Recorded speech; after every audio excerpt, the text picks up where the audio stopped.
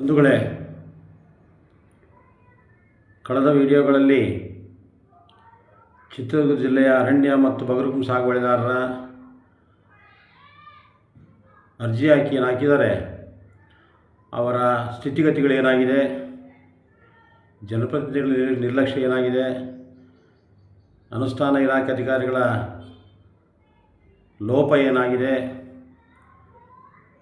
ಸಾಗುವಳಿದಾರರ ಶ್ರೀಶಂಕು ಸ್ಥಿತಿ ಈ ಜಿಲ್ಲೆಯಲ್ಲಿ ಯಾವ್ಯಾವ ತಿರುಗಳನ್ನು ತಗೊಂಡಿದೆ, ಅವರ ಹಕ್ಕುಗಳಿಂದ ಹೇಗೆ ಹಿಮ್ಮುಖಗೊಳಿಸ್ತಿದ್ದಾರೆ, ನಿರಾಕರಣೆ ಮಾಡಲಿಕ್ಕೆ ಎಲ್ಲ ಪ್ರಯತ್ನಗಳು ನಡೀತಾ ಇದೆ. ಅರ್ಜಿ ಸಲ್ಲಿಸಿದ 35-40 ವರ್ಷಗಳಿಂದ ಜಾತಕ ಪಕ್ಷಿಯಂತೆ ಕಾಯ್ತಕ್ಕಂಥ ಅರಣ್ಯ ಮತ್ತು ಬಗರುಕುಂ ಸಾಗುವಳಿದಾರರು ಈ ಜಿಲ್ಲೆಯಲ್ಲಿ ಆಡಳಿತ ನಡೆಸ್ತಕ್ಕಂಥ ಎಲ್ಲ ಸರ್ಕಾರಗಳ ನಿರ್ಲಕ್ಷ್ಯಕ್ಕೊಳಗಾಗಿದ್ದಾರೆ. ಇದನ್ನು ಸಂಪೂರ್ಣ ಕಂಡುಂಡಂಥ ಹೋರಾಟದ ಭಾಗಗಳಾಗಿದ್ದಂಥ, ಈಗಲೂ ಹೋರಾಟಗಳಲ್ಲಿರ್ತಕ್ಕಂಥ ಸಾಹಿತಿಗಳು, ಪತ್ರಕರ್ತರು, ಬುದ್ಧ ಬಸವ ಅಂಬೇಡ್ಕರ್ ಅವರನ್ನು ಅಧ್ಯಯನ ಮಾಡಿ ಅವರ ಅನುಯಾಯಿಗಳಾಗಿರ್ತಕ್ಕಂಥ ದ್ಯಾಮಣ್ಣ ಮೈತ್ರಿಯವರು, ದಲಿತ ಮುಖಂಡರು, ದಲಿತ ಬರಹಗಾರರು, ಪತ್ರಕರ್ತರು, ಈ ದಮನಿತ ಸಮುದಾಯಗಳ ಎಲ್ಲ ನೋವುಗಳನ್ನು ಸ್ಪಷ್ಟವಾಗಿ ಅರ್ಥ ಮಾಡ್ಕೊಂಡಿರ್ತಕ್ಕಂಥ ದ್ಯಾಮಣ್ಣ ಮೈತ್ರಿಯವರು ನಮ್ಮೊಂದಿಗೆ ಬಗರುಕುಂ ಸಾಗುವಳಿದಾರರ ನಿರ್ಲಕ್ಷ್ಯದ ಬಗ್ಗೆ, ಹಕ್ಕನ್ನು ಅಧಿಕಾರಿಗಳು, ಜನಪ್ರತಿನಿಧಿಗಳು, ಕೆಲ ಪ್ರಗತಿಪರ ಸಂಘಟನೆಗಳು ಹೇಗೆ ತಿರಸ್ಕಾರ ಮಾಡ್ತಾ ಇದ್ದಾವೆ, ಅಜಾಗರೂಕತೆ ಮಾಡ್ತಾ ಇದ್ದಾವೆ ಅನ್ನೋದನ್ನು ವಿಷಯವನ್ನು ನಮ್ಮೊಂದಿಗೆ ಹಂಚಿಕೊಂಡಿದ್ದಾರೆ. ಅದೇ ರೀತಿ ದಲಿತ ವಿಮೋಚನೆಯ ಮಾನವ ಹಕ್ಕುಗಳ ವೇದಿಕೆ ಭೀಮಕೆರೆ ಶಿವಮೂರ್ತಿಯವರು ಕೂಡ ನಮ್ಮೊಂದಿಗೆ ಅವರ ಅಳಲನ್ನು ತೋಡ್ಕೊಂಡಿದ್ದಾರೆ.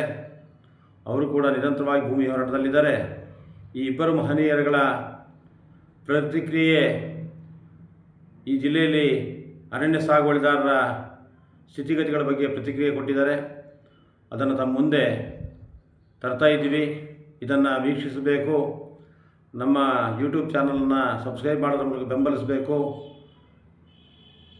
ಇನ್ನೂ ಹಲವಾರು ಸಂಘ ಸಂಸ್ಥೆಗಳ, ಪ್ರಗತಿಪರ ಸಂಘಟನೆಗಳ ಮುಖಂಡಗಳ ಅಭಿಪ್ರಾಯಗಳನ್ನು ಮುಂದಿನ ಸಂಚಿಕೆಗಳಲ್ಲಿ ನಾವು ತರಲಿದ್ದೇವೆ.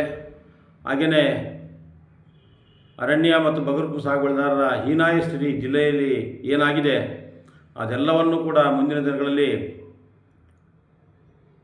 ನಾವೀಗಾಗಲೇ ಯೋಚನೆ ಮಾಡ್ತಿದ್ದೀವಿ. ವಾರಕ್ಕೊಂದು ವಿಡಿಯೋಕ್ಕಿಂತ 2 ದಿನ 3 ದಿನಕ್ಕೊಂದೊಂದು ವಿಡಿಯೋ ಬಿಡೋದ್ರ ಮೂಲಕ ಹೆಚ್ಚೆಚ್ಚು ಜನರ ಸಾಗುವಳಿದಾರರ ಸಮಸ್ಯೆಗಳ ಮೇಲೆ ಬೆಳಕನ್ನು ಚೆಲ್ಲಬೇಕಂತೇಳಿ ನಿರ್ಧಾರ ಮಾಡಿದ್ದೀವಿ. ಇದನ್ನು ತಾವೆಲ್ಲರೂ ಕೂಡ ಬೆಂಬಲಿಸಬೇಕು, ಪ್ರೋತ್ಸಾಹಿಸಬೇಕು ಅಂತ ತಮ್ಮೆಲ್ಲರನ್ನು ಕೇಳ್ಕೊಳ್ತಾ ಇದ್ದೀನಿ. ಅದೇ ಥರ ಅಧಿಕಾರಿಗಳು ನಮ್ಮ ಪ್ರಜಾಶಕ್ತಿ ನ್ಯೂಸ್ನ ಯೂಟ್ಯೂಬ್ ಚಾನಲ್ ಮೂಲಕ ಏನು ನಾವು ವಾಸ್ತವಾಂಶ ವರದಿ ಮಾಡ್ತಾಯಿದ್ದೀವಿ, ಈ ವರದಿಯನ್ನು ಅನುಸರಿಸಿ ನಿಮ್ಮ ಅಧಿಕಾರಿಗಳಿಗೆ, ತಳಮಟ್ಟದ ಅಧಿಕಾರಿ ಸೂಚನೆ ಕೊಟ್ಟು ಕನಿಷ್ಠ ಆ ಫಲಾನುಭವಿಗಳ ಸ್ಥಳ ತನಿಖೆಯನ್ನು, ಪರಿಶೀಲನೆಯ ಪ್ರಕ್ರಿಯೆಯನ್ನು ಆರಂಭ ಮಾಡಬೇಕಂತ ಅತ್ಯಂತ ವಿನಯಪೂರ್ವಕವಾಗಿ ಅನುಷ್ಠಾನ ಇಲಾಖೆಯಲ್ಲಿ ಕೇಳಿಕೊಳ್ತೀನಿ. ಅದೇ ಥರ ಈ ಜಿಲ್ಲೆಯ 6 ಶಾಸಕರನ್ನು ಅತ್ಯಂತ ವಿನಯಪೂರ್ವಕವಾಗಿ ನಾವು ವಿನಂತಿಸ್ಕೊಳ್ಳೋದೇನೆಂದರೆ, ತಾವುಗಳು ಕೂಡ ಈ ಬಗ್ಗೆ ಗಮನ ಹರಿಸಬೇಕು. ಇಲ್ಲಂತ ಹೇಳಿದ್ರೆ ಈಗಾಗಲೇ ಭಾಳಷ್ಟು ಜನ ಸಾಗುವಳಿದಾರರು ಮುಂದಿನ ಚುನಾವಣೆಗಳಲ್ಲಿ ಚುನಾವಣೆಯನ್ನು ನಾವು ಬಹಿಷ್ಕಾರ ಮಾಡ್ತೀವಿ. 35-40 ವರ್ಷಗಳಿಂದ ನಾವು ಸಾಗುವಳಿ ಹಕ್ಕು ಕೊಟ್ಟಿದ್ದೀವಿ, ಸಾಗುವಳಿ ಮಂಜೂರು ಮಾಡಿಲ್ಲ. 60-50ನೇ ಸಾಲಿನಿಂದನೂ ನಾವು 50-60ನೇ ಸಾಲಿನಿಂದ ನಾವು ಸಾಗುವಳಿ ಮಾಡಿ TT ಕಟ್ಟಿದ್ದು ಎಲ್ಲ ಅರ್ಹತೆ ನಮಗಿದೆ. ಯಾಕಿನ್ನೂ ತಿರಸ್ಕಾರಕ್ಕೆ ನಮ್ಮನ್ನು ಒಳಗೆ ಮಾಡಿದ್ದಾರೆ ಅಂತ ನನ್ನ ಜೊತೆಗೆ ಸಿಕ್ಕಾಗೆಲ್ಲ ಅಳನ್ನು ತೋಡ್ಕೊಳ್ತಾರೆ. ಹಳ್ಳಿ ಭೇಟಿಯಲ್ಲಿ ಅವರ ಅಳನ್ನು ತೋಡ್ಕೊಳ್ತಾ ಇದ್ದಾರೆ. ಇದು ಅತ್ಯಂತ ಗಂಭೀರವಾಗುತ್ತೆ ಅನ್ನೋ ಎಲ್ಲ ಸೂಚನೆಗಳು ಬರ್ತಾ ಇದೆ. ಆ ಕಾರಣಕ್ಕೋಸ್ಕರ ತಿರಸ್ಕಾರ ಮಾಡಬಾರ್ದು ಈ ಮೂಲಕ ಕೇಳ್ಕೊಳ್ತಾ, ನಮ್ಮ ಗೆಳೆಯರಾಗಿರ್ತಕ್ಕಂಥ ದ್ಯಾಮಣ್ಣ ಮೈತ್ರಿ ಮತ್ತು ಭೀಮಕೆರೆ ಶಿವಮೂರ್ತಿಯವರ ಅಭಿಪ್ರಾಯವನ್ನು ತಾವು ವೀಕ್ಷಿಸಬೇಕಂತ ಅತ್ಯಂತ ವಿನಯಪೂರ್ವಕ ಮತ್ತೊಮ್ಮೆ ಕೇಳ್ಕೊಳ್ತಾರೆ. ನಮಸ್ಕಾರ. ನಮ್ಮ ಪ್ರಜಾಶಕ್ತಿ ಚಾನಲ್ಲು ನಿರ್ಮಾಪಕರಾಗಿರ್ತಕ್ಕಂಥ ಬೋರಣ್ಣವರಿಗೆ ನನ್ನ ಹೆಸರು ದ್ಯಾಮಣ್ಣ ಅಂತೇಳಿ, ಶಾರ್ಟ್ ನೇಮು ಮೈತ್ರಿ. ಮೈತ್ರಿ ಅಂದರೆ ಬುದ್ಧನ ಸಿದ್ಧಾಂತ ಪ್ರಕಾರವಾಗಿ ಪ್ರೀತಿ ಮತ್ತು ಕರುಣೆ, ದಯೆ ಮತ್ತು ಪ್ರೀತಿ ಅಂತ ಕರಿಬೋದು. ಈ ದಿನ ನೀವು ಈ ದೇಶದ ಬೆನ್ನೆಲುಬು, ಈ ದೇಶದ ಆರ್ಥಿಕತೆಯಲ್ಲಿ ಮೋಸ್ಟ್ ಸಿಗ್ನಿಫಿಕೆಂಟ್ ಪಾರ್ಟಿಸಿಪೇಟ್ ಆಗ್ತಕ್ಕಂತಹ ರೈತನ ಬಗ್ಗೆ, ಅವರ ಸಂಕಷ್ಟ ಬಗ್ಗೆ, ಎಸ್ಪೆಷಲಿ ಬಗಲುಕು ಮುಂಜೂರು ಬಗ್ಗೆ ತಾವುಗಳು ಸಾರ್ವಜನಿಕ ಹಿತಾಸಕ್ತಿ ಮೇರೆಗೆ ನಮ್ಮಂಥ ಪ್ರಜ್ಞಾವಂತನ ಕೇಳುವಂಥದ್ದು ನಿಮ್ಮ ಮಾನವ ಕಳಕಳಿಯ ದ್ಯೋತಕ is a clear indication of your humanity sense. ಇಲ್ಲಿ ಏನಾಗಿದೆ ಅಂದರೆ, ಈ ದೇಶ ರೈತರ ದೇಶ, ಫಾರ್ಮಿಂಗ್ ಅಥವಾ ಅಗ್ರಿಕಲ್ಚರ್ ಅಥವಾ ವ್ಯವಸಾಯ, ಇದು ಈ ದೇಶದ ಬಹುಸಂಖ್ಯಾತರ ಒಂದು ಜೀವ ಸಾಗಾಣಿಕೆಯ ಮೂಲ ಕೇಂದ್ರ ಕಸುಬು. ಈ ಸ್ವತಂತ್ರ ಪೂರ್ವದಲ್ಲಿ ಅಥವಾ ಸ್ವತಂತ್ರ ನಂತರ ಈ ದೇಶದ ಬಹುಭಾಗ ಭೂಮಿ ಉಳ್ಳವರ, ಅಂದರೆ the land acquiring by very few like that ಉಳ ಸಿಸ್ಟಮ್, ಅಂದರೆ ಉಳುಗಮಾನ ಪದ್ಧತಿಗೆ ಕಾರಣವಾಗಿರುವಂಥದ್ದು, ಆಸ್ತಿ ಕೇಂದ್ರೀಕರಣವಾಗಿರುವಂಥದ್ದು, ಭೂಮಿ ಸೆಂಟ್ರಲೈಸೇಷನ್ ಆಗಿರೋದು ಇಂಡಿಯಾದ ಆರ್ಥಿಕ ವ್ಯವಸ್ಥೆಗೆ ಭಾಳ ಮಾರಕವಾದಂಥ ವ್ಯವಸ್ಥೆ ಈ ದೇಶದ ಸ್ವತಂತ್ರ ಪೂರ್ವದಲ್ಲಿನೂ ಸ್ವತಂತ್ರ ನಂತರವಾಗಿರುವಂಥದ್ದು ಭಾಳ ದುರಂತ. ಇದರ ಮಧ್ಯೆ ನಮ್ಮ ನಾಳುವ ಸರ್ಕಾರಗಳು ಮತ್ತು ಅಧಿಕಾರಿಗಳು, ಅಂದರೆ ಸರ್ಕಾರದ ಆದೇಶವನ್ನು ಪರಿಪಾಲನೆ ಮಾಡ್ತಕ್ಕಂತಹ ಅಧಿಕಾರಿಗಳು ಯಾವ ರೀತಿ ವ್ಯವಸ್ಥಿತವಾಗಿ ಒಂದು ಮೋಸ, ಒಂದು ವಂಚನೆ ಮಾಡ್ತಿರೋದಕ್ಕೆ ಇವತ್ತಿನ ಕಾಲಘಟ್ಟದ ಒಳಗಡೆ ಅನೇಕ ಲಕ್ಷಾನುಗಟ್ಟಲೆ ಒಂದು ಭೂಮಿಯ ಆಸೆಯನ್ನು ತೋರಿಸಿ, ಮಂಜೂರಾತಿ ಆಸೆಯನ್ನು ತೋರಿಸಿ, ಈ ಬಗರುಕು ಸಾಗುವಳಿಯ ಯಾವುದೇ ಒಂದು ಜರೂರಾಗಿರ್ತಕ್ಕಂತಹ ಅತಿ ಮುಖ್ಯವಾದಂತಹ ಪ್ರಕ್ರಿಯೆ ಪ್ರೊಸೀಡಿಂಗ್ಸ್ ಮಾಡದಲೇ ಕೇವಲ ಕೆಲವೇ ಒಂದು 20,000 25,000 ಜನಕ್ಕೆ ಮಂಜೂರು ಮಾಡಿ ಲಕ್ಷಾನುಗಟ್ಟಲೆ ಅರ್ಹ ಫಲಾನುಭವಿಗಳನ್ನು ವಿನಾಕಾರಣ ನಿರ್ಲಕ್ಷ್ಯ ಮಾಡಿರುವಂಥದ್ದು ಈ ದೇಶದ ಕೇಂದ್ರ ಸರ್ಕಾರಕ್ಕೆ ಮತ್ತು ರಾಜ್ಯ ಸರ್ಕಾರಕ್ಕೆ ಅಧಿಕಾರಿ ವರ್ಗ ಮಾಡಿರ್ತಕ್ಕಂಥ ಒಂದು ಆತ್ಮವಿದ್ರೋಹದ ಕೆಲಸ ಎಂಬುದರಲ್ಲಿ ಏನೋ ಮಾತಿಲ್ಲ. ಒಂದು ವೇಳೆ ಉದಾಹರಣೆಯಾಗಿ ಚಿತ್ರದುರ್ಗ ಬಹಳ SC/ST ಡಾಮಿನೇಟ್ ಇರ್ತಕ್ಕಂತಹ ಒಂದು ಜಿಲ್ಲೆ, ಭೂಮಿಯನ್ನು ಬದುಕತಕ್ಕಂಥ, ಭೂಮಿಯನ್ನು ತಾಯಿಯಿಂದ ತನ್ನ ಉಸಿರು ಕಟ್ಟಿಕೊಳ್ಳುವಂತಕ್ಕಂಥ, ತನ್ನ ಬದುಕು ಕಟ್ಟಿಕೊಳ್ಳತಕ್ಕಂಥ ಈ ಜಿಲ್ಲೆಯ ಒಳಗಡೆ 6 ತಾಲೂಕಿನಲ್ಲಿ ಏನೋ ನನ್ನ ಮನೆಗೆ ಒಂದು ರೀತಿಯ ಆಸ್ಕಾರ ಆಗ್ತೈತೆ, ಒಂದು ಅಸ್ಥಿಭಾರ ಆಗ್ತೈತೆ ಅಂತ ಹೇಳ್ಬಿಟ್ಟು ಸರ್ಕಾರದ 54, 57 ಈಗ ಇತರೆ ಸಂಬಂಧಪಟ್ಟಂತಕ್ಕಂಥ ಫಾರಮ್ಗಳಲ್ಲಿ ಸಂಬಂಧಪಟ್ಟಂತಹ ದಾಖಲಾತಿಗಳನ್ನು ಕ್ರೋಢೀಕರಿಸೋದಕ್ಕೆ ಸಾಕಷ್ಟು ಶ್ರಮ ಹಾಕಿರತಕ್ಕಂತಹ ಇವತ್ತು ರೈತರು ವಿನಾಕಾರಣ ಯಾವುದೇ ಹಿತಾಸಕ್ತಿಯ ನೈಜ ಕಳಕಳಿ, ವ್ಯಾಲಿಡ್ ಇಂಟ್ರೆಸ್ಟ್ ತೋರಿಸ್ತಾರೆ, ಕೇವಲ ಉಳ್ಳವರ ಮಾತು ಕೇಳಿನೋ ಅಥವಾ ಪೊಲಿಟಿಕಲ್ ಒಂದು ಇನ್ಫ್ಲುಯೆನ್ಸಿಂದನೋ ಅವನ್ನ ಏಕೈಕಿ ವಜಾ ಮಾಡಿರುವಂಥದ್ದು ಸಾಮಾಜಿಕ ನ್ಯಾಯ ಮತ್ತು ಈ ಜನಗಳ ಮೇಲೆ, ಬದುಕಿನ ಮೇಲೆ ಕೆರತಕ್ಕಂಥ ಒಂದು ದೊಡ್ಡ ಬರೆ ಅಂತ ಹೇಳ್ತೀನಿ. ಇವತ್ತು ನಮ್ಮ ಏನು ಕಂದಾಯ ಸಚಿವರು ಕೃಷ್ಣಯ್ಯ ಬೈರೇಗೌಡರು ಬಹುಶಃ ನನ್ನ ಇಂಡಿವಿಜುವಲ್ಲು ಒಂದು ಡೆಫಿನೇಷನ್ ಬಗ್ಗೆ ಭಾಳ ಡಿಸಿಪ್ಲಿನ್ ಮಿನಿಸ್ಟರ್ ಅಂತ, ಭಾಳ ಅಚ್ಚುಕಟ್ಟಾಗಿ ತನ್ನ ಫ್ರಾಡ್ಪುಳಿಯನ್ನು ನಿಭಾಯಿಸ್ತಕ್ಕಂಥ ವ್ಯಕ್ತಿ. ಈ ಸಂದರ್ಭದಲ್ಲಿ ಹೇಳ್ತೀನಿ, ಕೃಷ್ಣ ಬೈರೇಗೌಡರೇ, ನಿಮ್ಮ ಇನ್ಸೈಟ್ ಒಳಗಡೆ ನೋಡಿ, ಈ ದೇಶದ, ಈ ರಾಜ್ಯದ ಪರಿಶಿಷ್ಟ ಜಾತಿ ಪರಿಶಿಷ್ಟ ಪಂಗಡದ ಬದುಕು ಯಾವ ರೀತಿ ಇದೆ ಅಂತಕ್ಕನ್ನೋದು ನಿಮ್ಮ ಒಳಗಣ್ಣಿಂದ ನೋಡಿ ಪ್ಲೀಸ್. ನಾನು ರಿಕ್ವೆಸ್ಟ್ ಮಾಡ್ತಿದ್ದೀನಿ, ಯಾಕಂದರೆ ನಾನೊಬ್ಬ ರೈತರ ಮಗನೇ. ಯಾಕಂದರೆ ನನ್ನ ತಾತೇನು ನಮ್ಮಪ್ಪ ಸರ್ಕಾರಿ ನೌಕರಿ ಇರ್ಬೋದು, ನಮ್ಮ ತಾತನು ಫಾರ್ಮಿಂಗೇ ಮಾಡ್ತಿದ್ದು, ಬಟ್ ಇದಾದರೆ ಅಗ್ರಿಕಲ್ಚರ್ ಸಂಬಂಧಪಟ್ಟಂತಕ್ಕಂಥ ಕಾರ್ಮಿಕ ಆಗಿರ್ತಾರೆ, ಅದು 2 ಮಾತಿಲ್ಲ. ಈ ರೀತಿ ಏಕೆಯಾಗಿ ಲಕ್ಷಾನುಗಟ್ಟಲೆ ಒಬ್ಬ ಅರ್ಜಿ ಹಾಕಿರ್ತಕ್ಕಂತಹ ಒಬ್ಬ ಸದಸ್ಯರ ಅರ್ಜಿಯನ್ನು ವಿನಾಕಾರಣವೇ ಕತ್ತು ಕೊಯ್ಯೋ ರೀತಿಯಲ್ಲಿ ವಜಾ ಮಾಡಿದರೆ ಅದಕ್ಕೆ ಯಾವ್ಯಾವ ನಿಯಮಾವಳಿ, ನೀವು ಫೀಲ್ಡ್ಗೆ ಹೋಗಿದ್ದೀರಾ, ಸರ್ವೆ ಮಾಡಿದ್ದೀರಾ, ಇವನು ಕ್ವಾಲಿಫೈಡ್ ಇದನ್ನು ನಾನ್ ಕ್ವಾಲಿಫೈಡ್ ಅಂತಕ್ಕಂತಹ ನಿಮ್ಮ ಮನಸ್ಸು, ನಿಮ್ಮ ಒಂದು ಅಂತರ್ದೃಷ್ಟಿಯಲ್ಲಿ ನೀವು ನೋಡಿದ್ದೀರಾ? ಖಂಡಿತ ಸಾಧ್ಯವಿಲ್ಲ. ಎಲ್ಲಿ ನೀವು ಒಂದು ಈ ನಾಮಕಾವಸ್ಥೆಗೆ MLA ಒಂದು ಗೈಡ್ಲೈನ್ ಅವರ ಅಧ್ಯಕ್ಷತೆಯಲ್ಲಿ ಒಂದು ಮಂಡಳಿ ಮಾಡ್ತೀರಿ, ಅದರಲ್ಲಿ ಈ ರೈತರ ಕಷ್ಟನೇ ಗೊತ್ತಿಲ್ಲ ಅಂತಹ ಒಂದು ರೀತಿಯ ಮನಸ್ಥಿತಿ ಇರ್ತಕ್ಕಂತಹ ಒಬ್ಬ ಅರ್ಥಕ್ಕೆ ದಡ್ಡನಲ್ಲಿದ್ದ ಬುದ್ಧಿವಂತಲ್ಲ ಅಂತನ್ನ ನೀವು ಸದಸ್ಯರು ಮಾಡಿ ಅವನ್ನ ಮನೆ ಬಾಗಿಲಿಗೂ ಕಚೇರಿ ಬಾಗಿಲಿಗೆ ವರ್ಷಗಟ್ಟಲೆ ಅಡ್ಡಾಡಿಸಿ ವಜಾಂತ ಮಾಡೋದಿದೆಯಲ್ಲ, ಇದು ಒಂದು ರೀತಿ ಅವ್ರನ್ನ ಕೊಲೆ ಮಾಡತಕ್ಕಂಥ ಮನಸ್ಥಿತಿ. ನಾನು ಇಲ್ಲಿವರೆಗೂ ಕೇಳ್ತೀನಿ, ಇಲ್ಲಿ ಇದ್ದತಕ್ಕಂಥ ML ಮಾಧವಯ್ಯ, ಇಂದಿನ MLA ಮಣ್ಣಿಮಠ ಕಾಲದಲ್ಲಿ ಬಹಳ ಮನೆಗೆ ಅವರು ಸಾಗುವಳಿ ಚೀಟಿ ಕಳಿಸಿದರು. ಯಾರು ಮಣ್ಣಿಮಠ. ನಾನು ಯಾವುದೇ ಪಾರ್ಟಿಗಿಲ್ಲ, ನಾನು ಯಾವತ್ತೂ ಬುದ್ಧ ಮತ್ತು ಅಂಬೇಡ್ಕರ್ ವಿಚಾರವಾದಿ. ಅಂಬೇಡ್ಕರ್ ಎಲ್ಲಿರ್ತಾರೋ ಅಲ್ಲಿರ್ತೀನಿ ನಾನು. ಸೊ ಮಣ್ಣಿಮಠ ಮತ್ತು ಮಹದೇವಯ್ಯರ ಕಾಂಬಿನೇಷನ್ ಒಳಗಡೆ ಈ ತಾಲೂಕಿನಲ್ಲಿ ಮನೆಗೂ ಸಾಗುವಳಿ ಚೀಟಿ ಕಳಿಸಿ ಬಹುಪಾಲು ಒಂದು ಭೂಮಿಯನ್ನು ಇವತ್ತು ಹಂಚಿಕೆ ಮಾಡ್ತಕ್ಕಂಥ ಕೀರ್ತಿ ಈ ತಾಲೂಕಿನ ವಿಧಾನಸಭಾ ಕ್ಷೇತ್ರವನ್ನು ಪ್ರತಿನಿಧಿಸ್ತಕ್ಕಂಥ ಯಾವುದೇ MLA ಮಾಡ್ತಿರ್ತಕ್ಕಂಥ ಒಂದು ದೊಡ್ಡ ಸಾಧನೆ ಮಣ್ಣಿಮಠ ಸಾಹೇಬ್ರದ್ದು. ಇಂತಹ ಒಂದು ಅಚೀವ್ಮೆಂಟ್ ಮಾಡಿ ಒಂದು ಮೈಲ್ ಸ್ಟೋನ್ ಮಾಡಿರ್ತಕ್ಕಂತಹ ಮಣ್ಣಿಮಠ ಅವ್ರ ದಾರಿಯಲ್ಲಿ ಬಂದಂತಕ್ಕಂಥ ಉಳಿದ ಇಲ್ಲಿನ ರಘುಮೂರ್ತಿಯವರು ಸೇರಿ ಸಹನೆ ಏನು ಇಂತಹ ಒಂದು ದಲಿತರ ಸಬಲೀಕರಣ ಬರ್ತಕ್ಕಂಥ ಈ ಒಂದು ಕಾರ್ಯಕ್ರಮದ ಬಗ್ಗೆ ಇಲ್ಲಿ ನಿರ್ಲಕ್ಷ್ಯ ಮಾಡುವಂಥದ್ದು ಇವರ ಪ್ರಜಾಪ್ರತಿನಿಧಿ ಅಂತಕ್ಕಂತಹ ಹೆಗ್ಗಳಿಕೆಗೆ ಅಪಾತ್ರವಾದದ್ದು, ಅಗೌರವ ತೋರುವಂಥದ್ದು. ಬಂಧುಗಳೇ, ಇವತ್ತು ನಮ್ಮ ಸಿದ್ದರಾಮಯ್ಯನವರು ಗ್ಯಾರಂಟಿ ಕೊಟ್ಟಿದ್ದಾರೆ, ಪಂಚ ಗ್ಯಾರಂಟಿಗಳು. ಈ ಪಂಚ ಗ್ಯಾರಂಟಿಗಳು ಕೆನೆಪೋದಿನ ಒಂದು ರೀತಿ ಯೋಜನೆಗಳು, ಕ್ರೀಮ್ ಪ್ಲಾನಿಂಗ್ಸ್ ಅಂತ ಕರೀತಾರೆ ಇಂಗ್ಲೀಷ್ನಾಗಿದ್ದಾನೆ. ಅಂದರೆ ಭಾಳ ಹೊಟ್ಟೆ ಹಸಿವಾಗಿದೆ ನನಗೆ, ಒಂದು ರೀತಿಯ ಒಂದು ಯಾವುದನ್ನು ನೆಕ್ಸೋದು ಅಂತಾರಲ್ಲ ಆ ಟೈಪ್ ಮಾಡೋಂಥದ್ದು. ಆದರೆ ಡಾಕ್ಟರ್ ಬಾಬಾ ಸಾಹೇಬ್ ಅಂಬೇಡ್ಕರ್ ಆಶೆ ಇತ್ತು, ಮನೆಗೊಂದು ಉದ್ಯೋಗ, ಮನೆಗೊಂದು 5 ಎಕರೆ ಭೂಮಿ ಕೊಟ್ಟ ಮಾತ್ರ ಆ ಕುಟುಂಬ ಪುಷ್ಟಿದಾಯಕವಾಗಿ ತನ್ನ ಇತರೆ ಎಲ್ಲ ಆರ್ಥಿಕ, ರಾಜಕೀಯ, ಸಾಂಸ್ಕೃತಿಕವಾಗಿ ಎಲ್ಲ ರೀತಿ ಗಟ್ಟಿಮುಟ್ಟಾಡ್ತಕ್ಕಂಥ ಒಂದು ಬದ್ಧತೆ ಬರೋದು ಯಾವಾಗಂದರೆ ಭೂಮಿಯಿಂದ.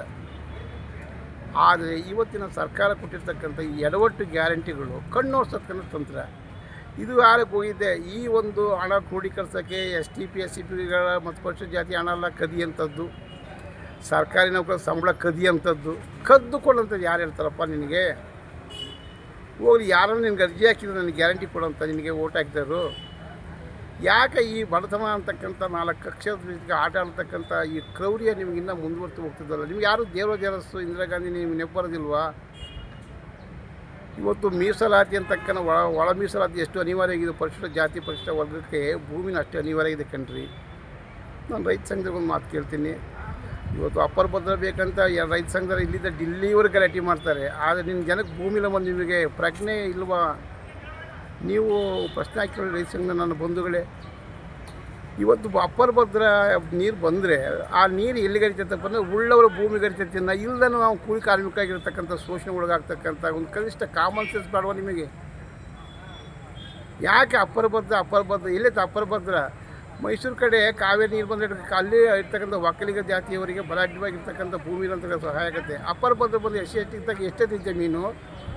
ಅರ್ಧ ಜಮೀನು PTCL ಕೇಸ್ನಾಗೆ ಕೋರ್ಟ್ನಾಗ ಇದ್ದಾವೆ, ಅರ್ಧ ಜಮೀನು ಅಡ ಬಿದ್ದಾವೆ, ಇನ್ನು ಅರ್ಧ ಜಮೀನು ತ್ರಿಶಂಕು ಸ್ಥಿತಿಯಲ್ಲಿ ಇರ್ತವೆ, ಇನ್ನು ಅರ್ಧ ಇಂತಹ ಒಂದು ನಿರ್ಲಕ್ಷ್ಯಕ್ಕೊಳಗಾಗಿ ವಜಾಗಿರ್ತಕ್ಕಂಥ ಬರಿಕೈ ಇರ್ತಕ್ಕಂಥ ನೀರು ತಗೊಂಡ್ರೆ ಎಲ್ಲಿರು ಬಿಡೋ ಅಂತಾರಲ್ಲ ಆ ರೀತಿ ನೀರು ಕೊಟ್ಟು ಸಾಯಿಸೋಂಥದ್ದು ಇದು. ಆದ್ದರಿಂದ ಇವತ್ತು ನಮ್ಮ ಪ್ರಜಾಶಕ್ತಿ ಬೋರಣ್ಣವರೇ, ಬಹುಶಃ ದಲಿತರ ಒಡಲಿನ ನೋವಿನ ಕಡೆ ನೀವು ಹೋಗ್ತಿದ್ದೀರಿ. ಖಂಡಿತವಾಗಿ ನಿಮ್ಗೊಂದು ಯಶಸ್ಸು ಸಿಗಲ್ಲ ಅಂತ ನಾನು ಹೇಳ್ತೀನಿ. ಕಾರಣ ಯಾಕಂದರೆ ಒಬ್ಬ ವ್ಯಕ್ತಿ ಒಂದು ರೆಕಾರ್ಡ್ ಮಾಡ್ಸೋಕ್ಕೆ 15 ದಿನ ಅಮೂಲ್ಯವಾದ ಟೈಮ್ ವೇಸ್ಟ್ ಮಾಡ್ತಾನೆ. ಆದರೆ ಆ ಎಲ್ಲ ಕಾಯಿಗಳು ಕೊಟ್ಟು ಮತ್ತು ಅದು ತಪ್ಪಾಗಿ ಮತ್ತು ಕಂಪ್ಯೂಟರ್ ದೋಷದಿಂದ ಎಷ್ಟು ರಿಸ್ಕ್ ಮಾಡಿ ನನಗೇನೋ ಒಂದು 5 ಎಕರೆ ಭೂಮಿ ಸಿಗ್ತದೆ, ನಾನು 8 ಒಂದು ಸ್ವಲ್ಪ ಗಂಜಿ ಕುಡಿತಿರ್ತಕ್ಕಂಥ ಆಸೆಗಳನ್ನು ನೀವು ಪ್ರಾಣಿಗಳ ಥರ ಕತ್ಕೊಯ್ಯೋದೈತಲ್ಲ, ಇದಕ್ಕಿಂತ ಕ್ರೂರ ಬೇಕಾ? ಬಹುಶಃ ಸಿದ್ದರಾಮಯ್ಯರೇ ಅಹಿಂದ ಫೋರ್ಸ್ ನಾಯಕ, ಯಾಕಪ್ಪ ಇದು ನಿನಗೆ ಒಳಿತಿಲ್ಲ? ಯಾಕಪ್ಪ ಕೃಷ್ಣಪ್ಪನಿಗೆ ಒಳಿತಿಲ್ಲ? ಯಾಕೆ ಟೈಮು ಸರಿಯಾಗಿ ನೀವು ಈ ರೀತಿಯ ಒಂದು ಜಾಣ್ಮೆಯನ್ನು ಉಪಯೋಗಿಸ್ತೀರಿ? ಈ ಜಾಣ್ಮೆ ನಿಮ್ಮ ಬಟ್ಟೆ ಬಯಲಾಗ್ತದೆ ಮುಂದಿನ ಮತದಾರರಿಂದ. ಎರಡನೇದಾಗಿ PTCLಗೆ MP ಎಲೆಕ್ಷನ್ ಬಂದಾಗ ನೀವು 25-26 PTCL ತಿದ್ದುಪಡಿ ತಂದ್ರಿ, ಆ ಆ್ಯಕ್ಟು ಜಾರಿ ಬಂತು. ಆ ಆ್ಯಕ್ಟ್ಗಳಿಗೆ 1 ಎಕರೆ ಭೂಮಿಯನ್ನು ಬಿಡಿಸಿದ್ದಾರೆ SCಗಳು. ಯಾಕಿಂತ ಸತ್ವ ಇಲ್ಲತಕ್ಕಂಥ ಕಾನೂನು ಜಾರಿ ತರ್ತೀರಿ? ಯಾಕೆ ನಿಮಗೆ ಅಂತಃಕರಣವಿಲ್ವಾ? ನಿಮಗೆ ಆತ್ಮ ಒಂದು ಚಿಂತನೆ ಇಲ್ವಾ? ನಿಮಗೆ ಈ SC ST ಜನ ಅಂದರೆ ದರಿದ್ರ ನನ್ನ ಮಕ್ಕಳು, ಇವ್ರು ಹಿಂಗೆ ಇರಬೇಕು, ಸ್ಟಟಸ್ಕೊಂತಾರಲ್ಲ ಯಥಾಸ್ಥಿತಿ ಇರಬೇಕು, ಇವರು ಕಾರ್ಮಿಕರಾಗಿರಬೇಕು, ಇವರು ದುಡಿಯೋ ಜನ ಆಗಬೇಕು, ಇದೊಂದನ್ನು ತನ್ನ ಭೂಮಿಯ ಮಾಲೀಕತ್ವ ಹೊಂದಬಾರ್ದು ಅಂತಕ್ಕಂಥ ಉದ್ದೇಶ ನಿಮ್ಮಲ್ಲಿ ಇದ್ದಾವೆ. ಈ ಬ್ರಾಹ್ಮಣನ ರೀತಿಯ ವಾರಸ್ದಾರ ನೀವು ಅಂತಕ್ಕನ್ನೋದು ನೀವು ಪ್ರಶ್ನೆ ಮಾಡ್ಕೊಳ್ಳಿ. ಈ ಒಂದು ನಿಟ್ಟಿನಲ್ಲಿ ನಮ್ಮ ಬೋರಣ್ಣವರು ಎಂತಹ ಕಾರ್ಯಕ್ರಮ ಮಾಡಿದ್ರು ನಾನು ತುಂಬ ಮನಸ್ಸಿಂದ. ಯಾಕಂದರೆ ಅಂಬೇಡ್ಕರ್ ಹೇಳ್ತಾರೆ, ಮೈತ್ರಿ ಎಲ್ಲಿ ನೋವಿದೆಯೋ ಅಲ್ಲಿ ಹೋಗು, ಎಲ್ಲಿ ಕಣ್ಣೀರಿದವೋ ಅದನ್ನು ಒರೆಸು, ಎಲ್ಲಿ ಪ್ರೀತಿ ಇರೋದು ಅದು ಪ್ರೀತಿ ತೋರಿಸಂತಕ್ಕಂಥ ಮಾತನ್ನು ಬುದ್ಧ ಮತ್ತು ಬಸವ ಅಂಬೇಡ್ಕರ್ ಹೇಳ್ತಕ್ಕಂಥ ಈ ಮಾತನ್ನು ಸತತವಾಗಿ ನನ್ನ 40 ವರ್ಷ ಓದಲು ಕಂಡುಕೊಂಡ ಸತ್ಯವನ್ನು ನಾನು ಇವತ್ತು ಹೇಳ್ತಿದ್ದೀನಿ. ಈ ಕಾರ್ಯಕ್ರಮದಲ್ಲಿ ಯಾವ ರೀತಿ ತೊಡಗಿಸ್ಕೊಂತಾರೆ ನಮ್ಮ ಬೋರಣ್ಣವರು, ಅವರ ಹೆಜ್ಜೆ ಹಿಂದೆ ನನ್ನ ಹೆಜ್ಜೆ ಇರ್ತದಂತ ಹೇಳ್ತಾ ನಿಮ್ಮೆಲ್ಲರಿಗೂ ಹೋಲಿಸಿ ನನ್ನ ಮಾತನ್ನು ಮುಗಿಸ್ತೀನಿ. ಜೈ ಭೀಮ್. ನನ್ನ ಹೆಸರು ಭೀಮನಕೆರೆ ಶಿವಮೂರ್ತಿ ಅಂತೇಳಿ, ದಲಿತ ಮೋಚನ ಮಾನವ ಹಕ್ಕುಗಳ ವೇದಿಕೆಯಲ್ಲಿ ರಾಜ್ಯ ಸಂಘಟನಾ ಸಂಚಾಲಕನಾಗಿ ಕೆಲಸ ಮಾಡ್ತಾಯಿದ್ದೀನಿ. ಈಗ ರಾಜ್ಯ ಸಂಚಾಲಕನಾಗಿ ಕಳೆದ 2 ವರ್ಷದಿಂದ ನಾನು ಕೆಲಸ ಮಾಡ್ತಾಯಿದ್ದೀನಿ. ಭೂಮಿ ಹೋರಾಟ ಹೆಚ್ಚು ಕೈಗೆತ್ತಿಕೊಂಡು ಕೆಲಸ ಮಾಡ್ತಾಯಿದ್ದೀನಿ.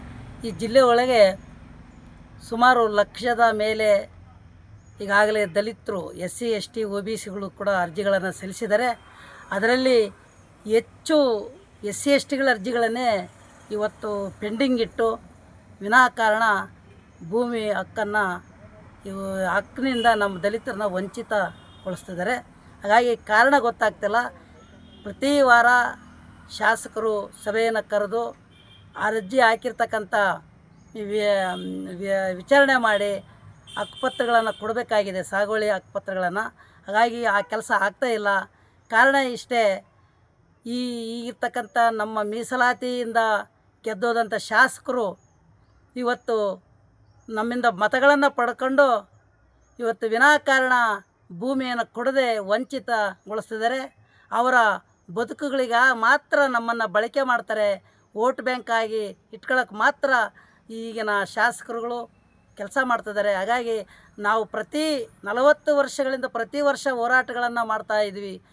ಫಾರಂ ನಂಬರ್ 50, 53, 57 ಈ 3 ಸಮಯದಲ್ಲಿ ಕೂಡ ಅರ್ಜಿಗಳನ್ನು ಸಲ್ಲಿಸಿದ್ರು ಕೂಡ ಯಾವುದೇ ಇತ್ಯರ್ಥ ಮಾಡದಲ್ಲೇ ಪೆಂಡಿಂಗ್ ಇಟ್ಟಿದ್ದಾರೆ. ಆ ಕಾರಣಕ್ಕಾಗಿ ನಾವು ಪ್ರತಿ ವರ್ಷ ಕೂಡ ಹೋರಾಟಗಳನ್ನು ಹಂತ ಹಂತವಾಗಿ ಹೋರಾಟಗಳನ್ನು ಮಾಡ್ತಾಯಿದ್ವಿ. ಆದರೂ ಕೂಡ ಗಮನ ಹರಿಸದೆ ಉಲ್ಲಂಘನೆ ಮಾಡ್ತಾಯಿದ್ದಾರೆ. ಹಾಗಾಗಿ ಮುಂದಿನ ಚುನಾವಣೆ ಬಂದಾಗ ಗ್ರಾಮ ಪಂಚಾಯತಿ, ತಾಲೂಕ್ ಪಂಚಾಯತಿ, ಜಿಲ್ಲಾ ಪಂಚಾಯತಿ ಚುನಾವಣೆ ಬಂದ ಸಂದರ್ಭದಲ್ಲಿ ಅವ್ರನ್ನ ಮೊದಲು ನಾವು ಬೇಡಿಕೆ, ಭೂಮಿ ಹಕ್ಕುಪತ್ರ ಕೊಟ್ಟರೆ ಮಾತ್ರ ನಿಮಗೆ ಮತವನ್ನು ಕೊಡ್ತೀವಿ, ಇಲ್ಲಾಂದರೆ ಇಲ್ಲ ಅಂತೇಳಿ ನಾವು ಅವ್ರನ್ನ ಉಚ್ಚಾಟನೆ ಮಾಡ್ತೀವಿ ಮತ್ತು ಬಹಿಷ್ಕಾರ ಹಾಕ್ತೀವಿ ಚುನಾವಣೆಯಿಂದ. ಹಾಗಾಗಿ ಈಗಲೇ ಈ ಎಚ್ಚರಿಕೆಯನ್ನು ನೀಡ್ತಾಯಿದ್ವಿ. ಕಾಲ ಮಿಂಚಿಲ್ಲ. ಚುನಾವಣೆ ಮುಂಚೆ ಕೂಡಲೇ ಈ ಏನು ಪೆಂಡಿಂಗ್ ಇರ್ತಕ್ಕಂಥ ಅರ್ಜಿಗಳನ್ನು ಇತ್ಯರ್ಥಪಡಿಸಿ ಹಕ್ಕುಪತ್ರಗಳನ್ನು ಕೊಡಬೇಕು. ಇಲ್ಲಾಂದರೆ ಮುಂದಿನ ದಿನಗಳಲ್ಲಿ ತುಂಬ ಕಷ್ಟನ ಅನುಭವಿಸ್ಬೇಕಾಗತ್ತೆ. ಗೆದ್ದಂಥ ಎಲ್ಲ ಶಾಸಕರು ಕೂಡ ಇವತ್ತು ಮೋಸ ಮಾಡ್ತಿದ್ದಾರೆ. ಮತಗಳನ್ನು ಪಡ್ಕೊಂಡು ಅವರ ರಾಜಕಾರಣ ಬೇಳೆ ಬೇಯಿಸೋದಕ್ಕಾಗಿ ಎಲ್ಲ ದಲಿತರ ಮತಗಳನ್ನು ಇವತ್ತು ವಂಚಿತರು ಮಾಡ್ತಿದ್ದಾರೆ. ಆ ಕಾರಣಕ್ಕಾಗಿ ಮುಂದಿನ ದಿನಗಳಲ್ಲಿ ನಾವು ಉಗ್ರ ಹೋರಾಟಗಳನ್ನು ರೂಪಿಸ್ತೀವಿ. ಎಲ್ಲ ಕಡೆ ಸಂಘಟಿಸ್ತಾ ಇದ್ದೀವಿ. ಎಲ್ಲ ಏನು ಅರ್ಜಿ ಹಾಕಿದಾರೋ ಪೆಂಡಿಂಗ್ ಇರ್ತಕ್ಕಂಥ ಅರ್ಜಿ ಫಲಾನುಭವಿಗಳನ್ನು ಎಲ್ಲ ಸಂಘಟಿಸಿ ನಾವು ಬೃಹತ್ ಪ್ರತಿಭಟನೆ ಮಾಡ್ತೀವಿ ಅಂತ